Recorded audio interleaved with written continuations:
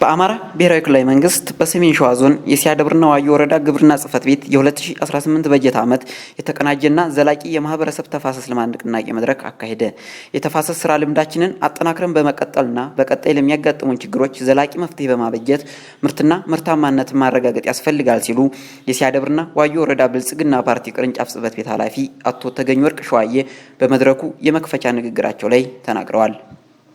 የተቀናጀ የተፋሰስ ልማት ስራ በተከናወነባቸው አካባቢዎች ተጨባጭ ለውጥ እየታየ መምጣቱን የገለጹት የሲያደብርና ዋዩ ወረዳ ግብርና ጽሕፈት ቤት የተፈጥሮ ሀብት ቡድን መሪና የጽሕፈት ቤቱ ተወካይ አቶ ደፋሩ አለማየሁ ከችግሩ መውጫ መንገድ እየተደረጉ ያሉ ጥረቶችን አጠናክሮ በማስቀጠል ልዩ ትኩረት ሰጥቶ መስራት ያስፈልጋል ብለዋል።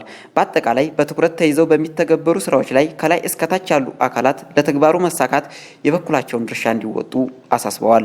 ከችግሩ አሳሳቢነት አንጻር ወደ ቀበሌ ወርደው በሚተገበሩ ስራዎች ላይ ህብረተሰቡ በባለቤትነት ይዞ እንዲሰራ ሰፊ የግንዛቤ ማስጨበጫ ትምህርት በመስጠት በተቀመጠው ጊዜ ወደ ተግባር ስራው መግባት ያስፈልጋል ሲሉ የመድረኩ ተሳታፊዎች ገልጸዋል።